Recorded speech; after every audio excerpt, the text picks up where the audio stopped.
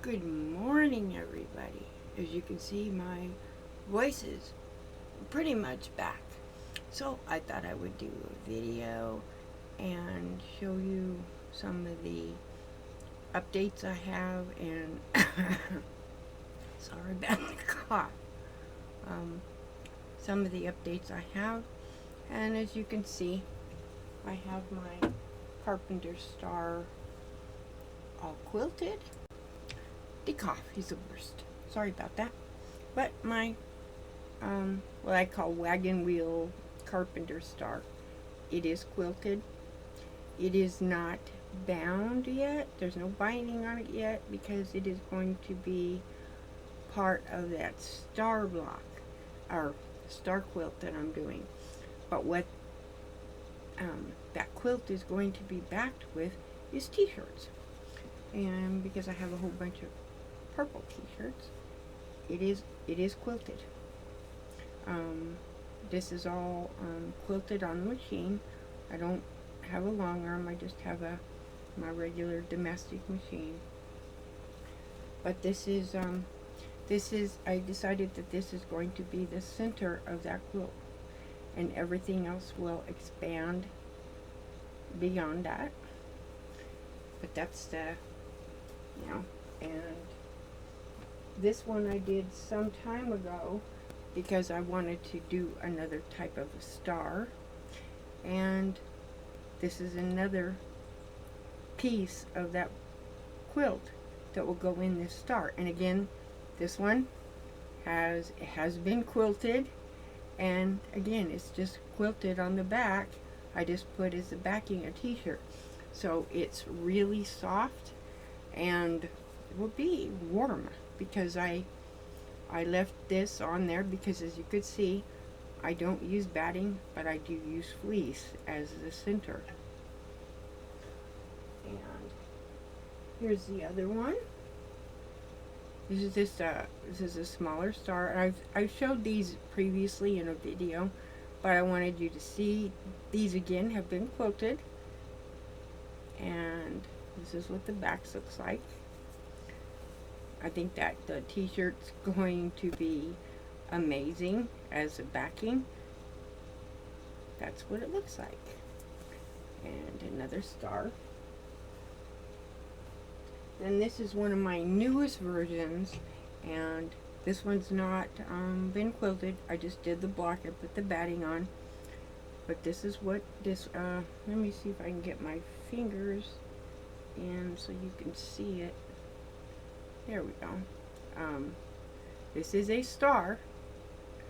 I think it's smaller than the others, but that's okay too, because it will have some type of sashing around it to make it the same size as the other blocks. I just thought it was really unique, and it's really different how it's put together. There's that one. And then this one took me a couple days to do, but this is another star. And no, this was not done with paper piecing. It was all done and cut out, and then the cutouts, my fan's blowing it all over, the pieces are cut, there's 8 blocks, eight of these things in here, are these, I really wouldn't know, diamond type of things. There's 8 of them in there, and then you just turn one way, one the other, and then you put white sashing around it, and it makes it look like this, but it's not done with paper piecing.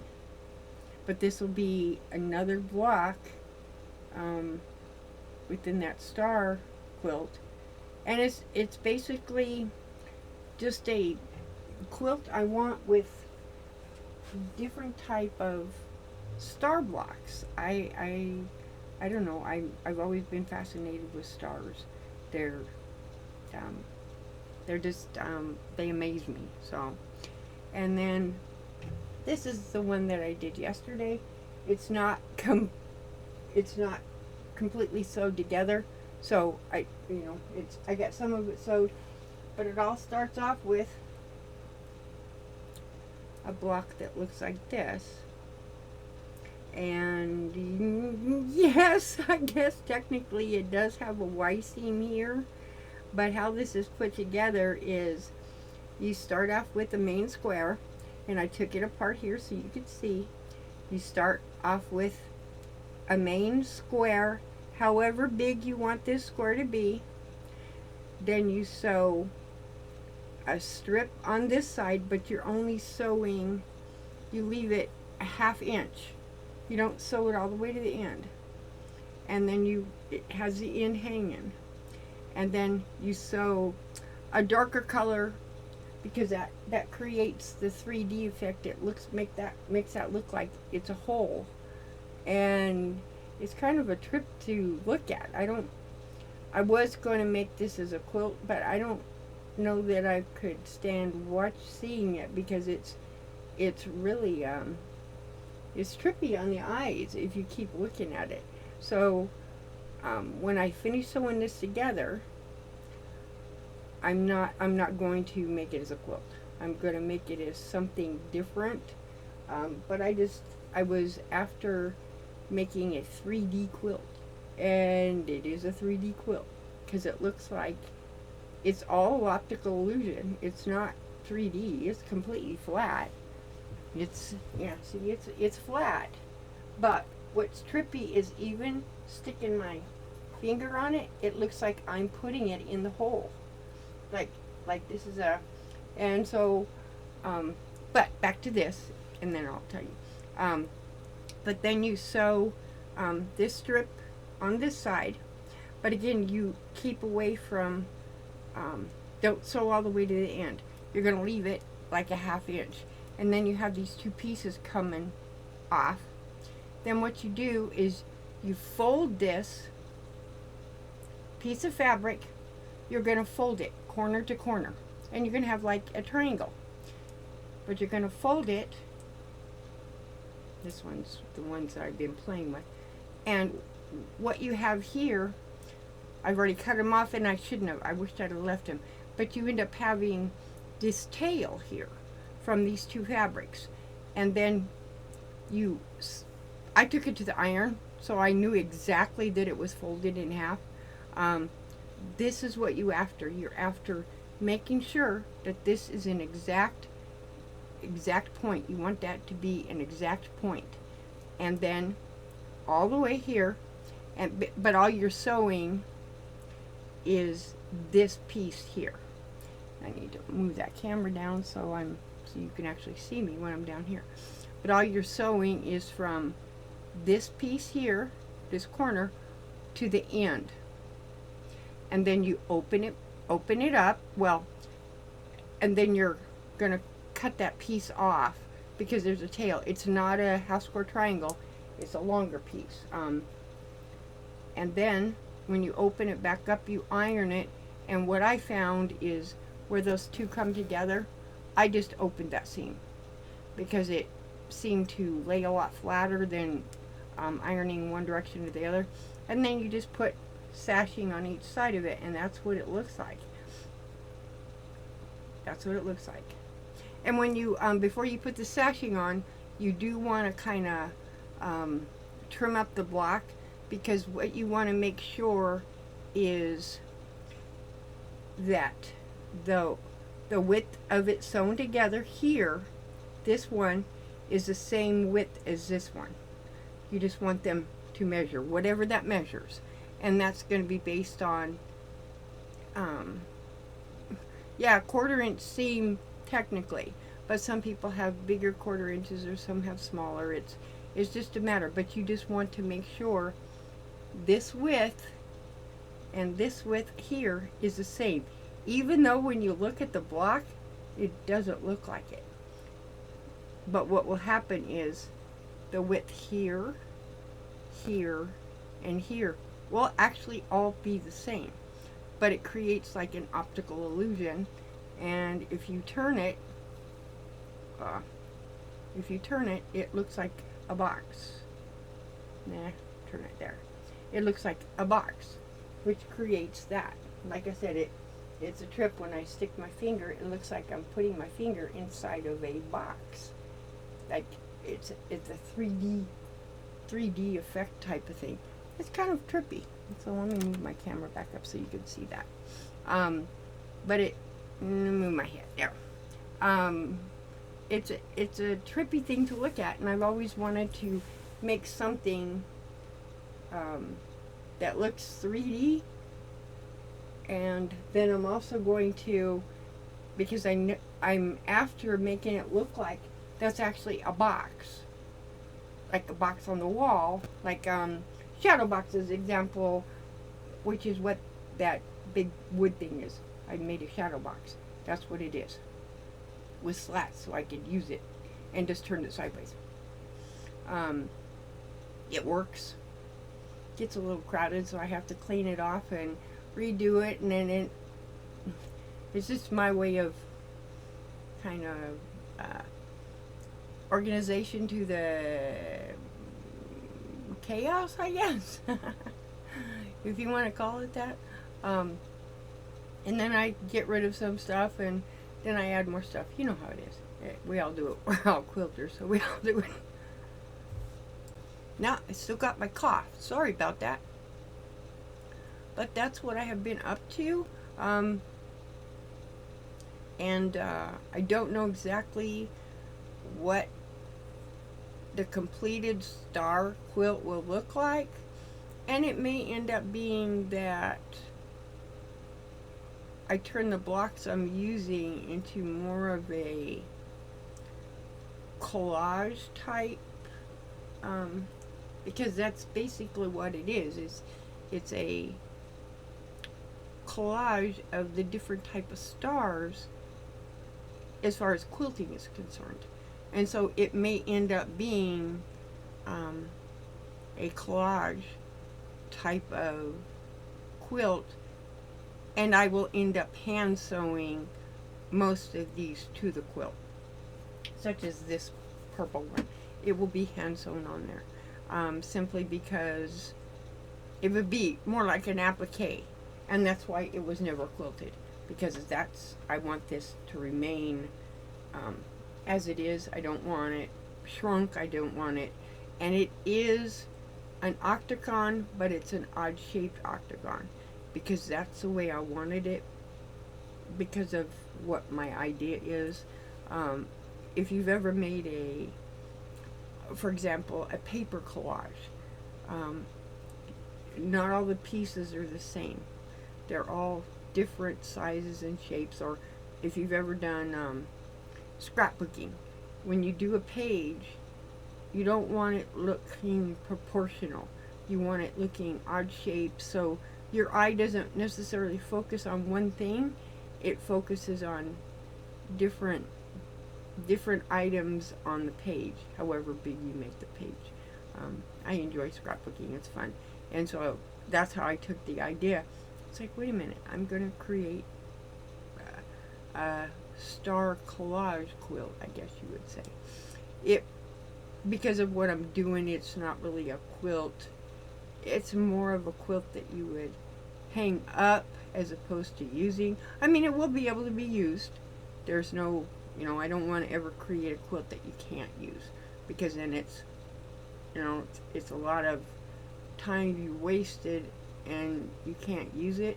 Even though most of the quilts I do, they never get used. They get folded up and put away.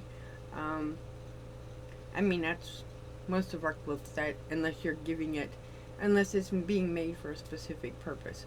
And I have a real hard time making something and then giving it away. I have such a hard time doing that, because I think, well, what if the person don't take care of it? What if they say they like it and they really don't, and then you find out they just ended up donating it to a thrift store? I've had that happen before, and I just told them, I said, if you didn't want it, you should have said something and just handed it back. And they said, well, we didn't want to be rude. And I said, but you donated it to a thrift store. And the only reason I found out is because I happened to be going into the thrift store and found it. And I put labels on everything. My label was on it. And I'm like, seriously? So I bought my own quilt back. And the lady that waited on me, she knew me. She goes, isn't this one of your quilts? I said, yeah. She goes, I know who you gave that to. I said, yeah. Can I please buy my quilt back now? She kind of laughed and she goes, just take it. She says, hand me a quarter. You can take it. I said, okay. Because technically she couldn't let me just have the quilt. Well, I guess she could have. She was one of the managers. But she didn't want to get herself in trouble, so she just put a quarter in it. And what was funny is it was actually put in a dump bin, which I was not happy with. And she asked me where I found it. I says, it's back there in your scrap quilt dump bin. She goes, are you kidding? I says, no. I says, there's actually several quilts back there. And this was years ago. And she said, I'm going on break. I got to go see what somebody put in there. Well, somebody shouldn't have put them in there. Somebody that didn't realize what they were, or maybe just thought, because just thought they were not really garbage, but just scraps, because some of them were very old quilts, and they just needed some TLC. And I didn't want to do the TLC to them. Otherwise, I would have taken them off. There was probably 30 in that box. It was huge. And they were just like all piled. And I just happened to spot that one of mine because it's like, wow, I made a quilt like and come to find out it was mine. So, but that's what I've been up to. I've been trying to wait out my voice, and it may come back and it may not. It's kind of back, other than I have that silly cough. But yes, it's getting a little warm in southern Arizona. It always does this time of year. But it is like humidity. The air is like sticky. So it's Arizona technically is dry most of the time, but we do get times when it is humidity. It's high humidity, and so you feel like you take something out of the dryer, and within 30 minutes what you've taken out of the dryer, it either doesn't dry because the humidity is so high, or it feels like it's wet. It's like, seriously, I just took this out of the dryer. How can it still be wet? And it's just the way it is. It's not the hot time of year where they call frying an egg on the sidewalk hot, but it does get that hot here. It's one of those things of when it's that hot here, and that usually happens about towards the middle of June, and then July and August is we're living in 500-degree ovens. You're in your house, you open the door, and that heat is there. It's warm, and it's not so bad if it can cool off at night, but when it don't cool, when you're talking 110, 120 during the day, and then it won't cool, and it doesn't cool off under 100 degrees at night, it doesn't give the ground any time to cool off. So everything just remains hot. And I was looking yesterday at my mint, and my mint's like, I'll have to get a picture of it. I do have a picture of it I can get to it through a window in the front part of the house, which is called the foyer. I have a picture of it. And it just goes, it's in grow beds for the aquaponics, which is the water just flows from ponds up through the grow beds, which is just rock. There's no special thing. It's just little pebbles. I don't use anything. It's just little pebbles, and I just threw the mint in there. And then I used something with celery. I love celery. I used something when I cut the bottom of the celery off and just stuck the end in there, and it grew. And I went and looked at it yesterday, and I'm like, oh, the celery grew. No, it serves no purpose. what I discovered is my dogs don't like celery. They don't like the leaves. It doesn't look like a celery. What it is the leaves. Like when you buy a celery stalk that's whole, those little leaves, that's what grows. And so you have all these little leaves. And I was watching, I'm like, what is going on out there? And it was so cool what I see. These little birds, they were not, I mean, there was hummingbirds out there, but these were just a little bit bigger than hummingbirds. They weren't wrens, they weren't the chickadees. I don't know what they were. And they may have been just a different version of a hummingbird. I've tried figuring out through the Audubon Society and trying to figure out what they were, and I've never seen any birds like that. They're a little bit bigger than a hummingbird, but not as big as a wren, and like a little bit smaller than a chickadee. A chickadee is the gray, they're gray bodies with black faces and black wings. They're the ones that a chickadee likes to store food underneath branches, and they'll, like sunflower seeds, they'll put the sunflower seeds under the branch in holes underneath, and they're kind of like, they eat like upside down, kind of like the golden finches. Golden finches here, if I want them to come in, I'll put a thistle out, and they don't eat upright. They go upside down and they hang upside down. There's little thistle bags you can buy, and then you fill them full of thistle. It's black, it's little black seeds basically, and when they get on the ground they grow thistle. Yes, thistle in other words is pokey plant. They're pretty sharp. So I don't really like doing it because they grow. They take off their weeds and then you got to pull them because they call them thistle for a reason. But these are the seeds. They're black and they're long, but they eat upside down on them. It's pretty amazing to watch. But I was amazed at these little birds pulling strips of those celery leaves off. And I thought, okay, they're going to use them as bedding. No, they were eating them. And I thought, and then I had to come in the house really quick and do a search to make sure they weren't toxic, because I never thought of a bird eating them. I know the insects won't, but they're not harmful to the birds. So I'm like, oh, I saved that one, because I don't like putting anything harmful, and it doesn't matter what the animal is. I don't want to put anything harmful. I mean, it's like once in a while I get little lizards coming in here, and they're so cute. No, I don't want them on me. But they'll walk across here, like I have a wireless keyboard here, and once in a while I'll see one, and it'll just be sitting there, and it's just looking at me, and I'm like, seriously, go along, you know. And they don't do anything. They don't do anything. I don't know what they're really eating. The only thing they could be eating is like the dog food or the cat food, and I've never seen them in the dog food or the cat food pans, because I do feed the dogs other things, but they're free fed as far as cat food. Like the cats have I think it's a 2.5 pound or 5 pound flow container. The dogs are a little different.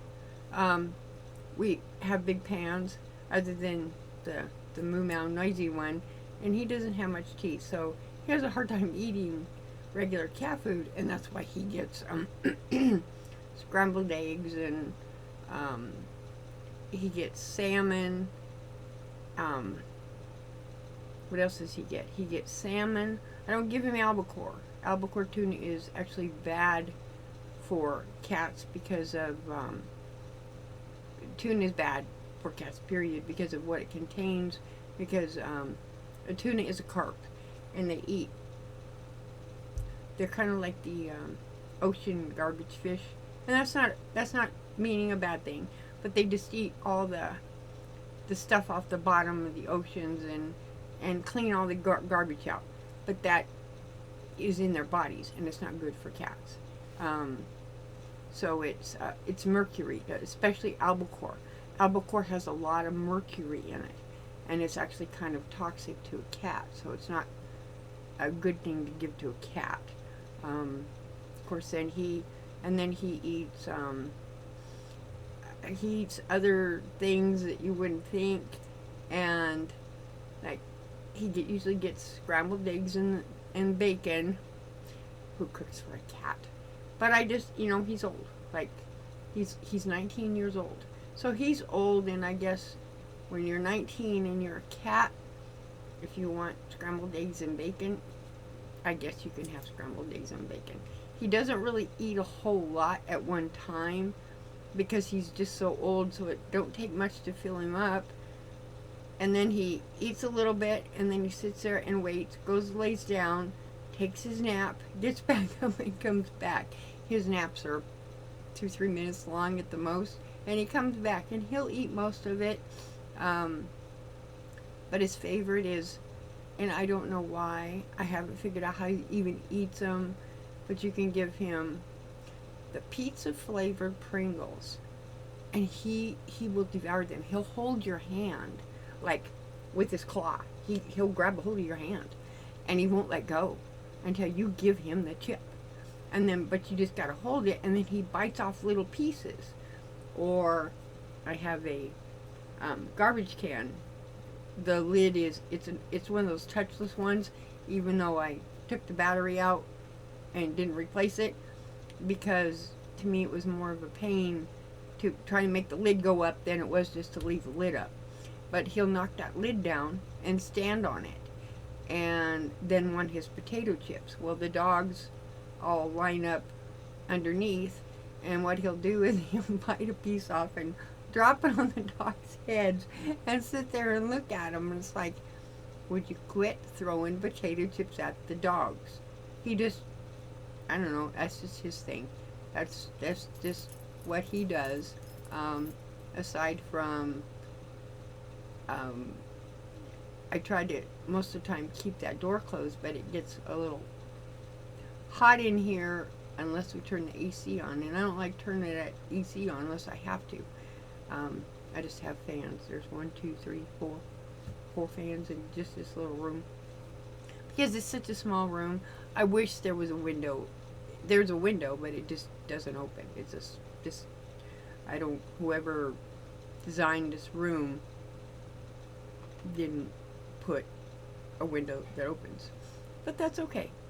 So those are all the updates, and hopefully everybody is enjoying their, I don't know, I think this is Tuesday, and I've been watching the amazing channels. Oh my goodness. Some of the amazing stuff everybody does.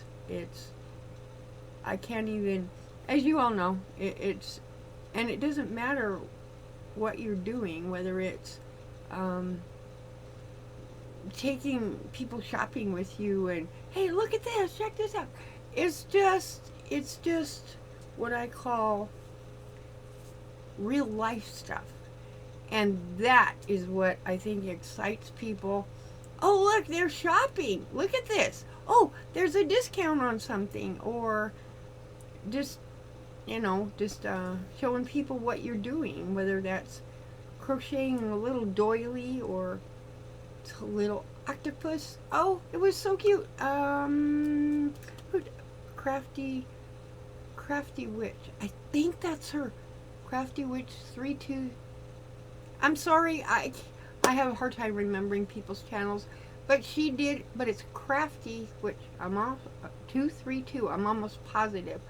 She did this little. I don't know if it was an octopus or a squid, but it was a little purple thing, and it was so cute. And so I thought, you know what? I should do one like that, but turn it into a pincushion. Wouldn't that be cute? Just to have a little octopus thing as a pincushion? And I thought, nah, I'm not, no. Even though I do crochet, and as I said in one of my previous videos, I'm going to be showing a real basic stitch that you can do with crocheting that doesn't take no time. even if you've never done any type of crocheting, or if you have a hard time seeing, like me, for example, as if you didn't know, I am actually legally blind. I don't see so well, and that's why sometimes I'm moving my eyes because I'm actually trying to focus. My eyes don't always focus when I look straight ahead, because I don't see out here. I couldn't tell you. My hands disappeared. I see my hands when they're here, but anything here, it's like it's a blank. And that's why sometimes when I'm trying to point to someone, I actually have to turn my chair completely around to see it. And that's the same thing that happens with certain colors of things. Certain colors I can see, they're bright. White is the worst. And unless it has something on it, like I know for a fact that quilt, the white, has butterflies on it, only because I know I did the butterflies, but to me they look like black spots unless I pull the fabric really close to my eyes. Oh, there's butterflies on there. So that's why that looks like that does, and why some of the butterflies I guarantee are upside down. But the thing of it is the fabric itself, the butterflies were not directional. They went all kinds of different things. And so when I sewed them, I wasn't thinking these butterflies are going to be upside down if I don't watch what I'm doing. But it achieved what I needed it to achieve. And I'm going to put something in there that makes it look like a shelf. I am. And I thought, you know what? You could take like little strips of fabric and make it look like a book. And then just applique them on there, and it will make look like there's books on the shelf. And I'm just going to play with it. That's why it's not completely quilted yet, because that's what I'm going to do with it. I want it to look like, and then I'll probably end up turning it so that the black part is straight down, like it's sitting down. It'll be turned so that the black is makes it look like it's level, and so it will look like things sitting on a shelf. And that's what I was after when I created it. And it may be nothing more than I applique. As an example, here's one I did years ago for my sister. she's a fairy person. She likes little fairies. And this is one I actually designed on my computer. And then I printed it on a printer, and put it as on a pillowcase for her. But it was a lot larger. And see, that's one I made for her. Now, I'm going to get my fingernails out of the way so you can see the whole thing. There you go. See, it's a fairy, but I did it a big one and made her a big, huge pillow out of it for her bed. But see, if you you applique it on there like that, it looks like the fairy's in the hole. It looks like she's sitting there in that hole. But of course, if I do it, this has all got to be cut with no white on the background. So it's got to be extremely, and that's not hard to do because I have a X-Acto knife, and that's what I use when I do that kind of stuff. But when I made this, it was going on a white. It was white silk, I believe. It was going on a white silk. Yeah, the fabric was white silk that I made her pillowcase out of. And I put a pillow in there, and then I didn't put a zipper in the back. I made it so it flopped over so that she could change the pillow or she wanted. I just didn't. I could have put a zipper in there or permanently sealed it in there, but then she'd have to wash the whole thing, and that just, no. So it was made more like a pillowcase, and then I put a pillow in it. It was big, it was huge, but I put those little fairies on it, and then there was a big fairy, and then the little fairies, and then I put a saying. I can't remember what the saying is, it was too long ago. But that's all the updates I have for now. So I will see everybody out there, and remember to like and subscribe and find those positive vibes out there in the air. They're in there. Bring them in. Bring them in. Don't bring the hyper. I'm not hyper. No, and I don't think anybody agrees with that one either. So, thank you everybody for watching, and I hope to see everybody soon. Bye-bye.